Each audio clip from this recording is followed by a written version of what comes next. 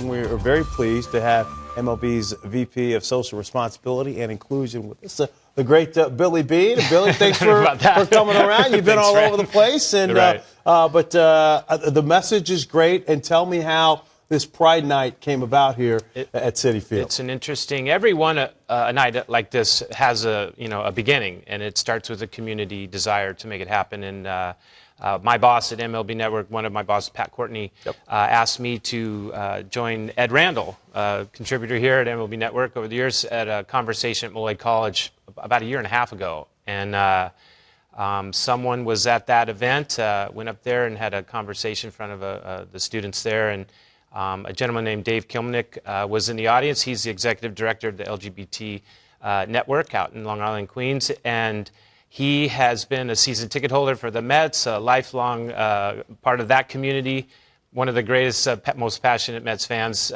Him and I started a friendship and the correspondence there. Okay. And over some time, he really just impressed me in a way that I had to bring it to the New York Mets and David Newman. And we had an initial meeting last October. It's that long ago. And conversations move forward, and here we are coming up this weekend. So what is this? What is that night going to comprise of?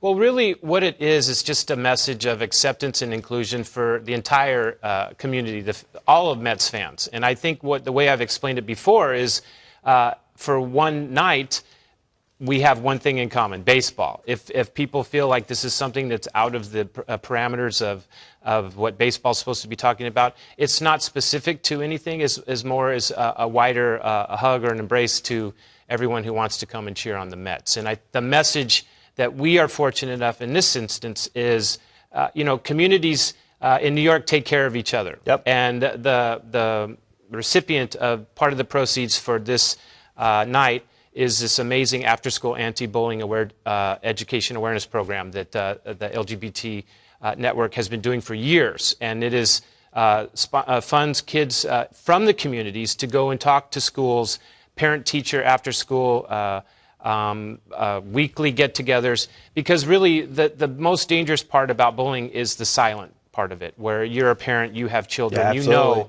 that we need to listen to our kids. If something is not going right, if we talk about it, if we allow them to believe that it's okay to talk about it, then we can maybe move to a day when we eliminate that. And just going to and from school is one of the largest forms of stress for all students, but specifically LGBT kids, where it's been recorded that over 80% report being harassed annually, just because of this day and age, the nature of social media, the way kids are, tough on each other. Sure. Is something that we want to bring the communities a little bit closer together. Yeah, communication is so important. I have two kids, 16, and my daughter will be 14, and we talk to them constantly. And then also, like you just mentioned, with the prevalence of social media. Yeah. And I mean, that has taken things to a complete. I tell my kids all the time, you have it so much more difficult than I had it. Because, I mean, if I, like somebody, whatever, I'd write on a little piece of paper, a note, whatever. Now you push send,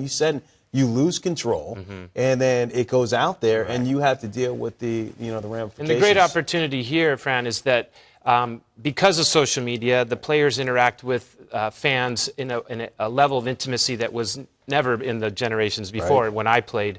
And if we can show a supportive message, more of a community, being a great teammate, great leadership, what it means to take care of your neighbor, someone that's a member of your Little League team or your after-school sports team, I think the power of that influence is where we can really start to be the cornerstone of moving forward in a way that is a positive, roll up your sleeves, do something about the bullying epidemic instead of just talking about it. This is the first of its kind for the four major sports in terms of Pride Night.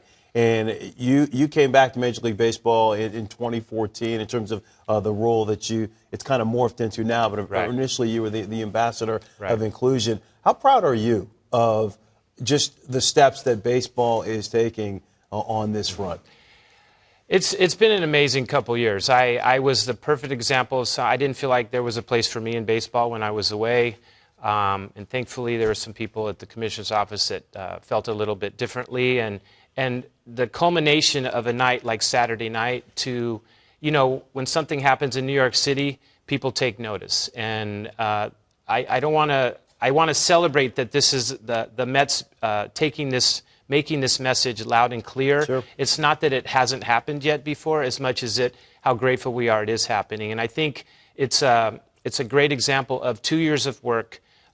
Sandy Alderson, the general manager of the Mets, was one of the first people that reached out to me, literally brought me in at the winter meetings when we were all there and sat down with a bunch of his staff and said, what can we do? Let's do something real.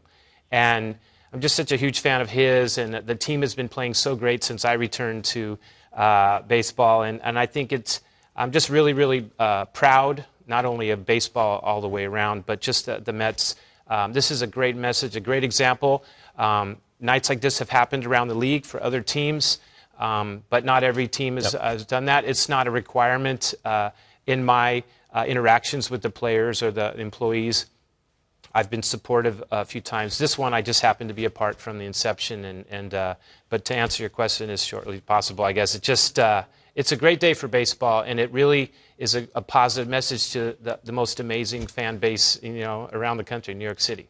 You're taking care of business in the office as well, but you're in great shape, and you still like to mix it up on the diamond, get out there in the field. The celebrity softball game here.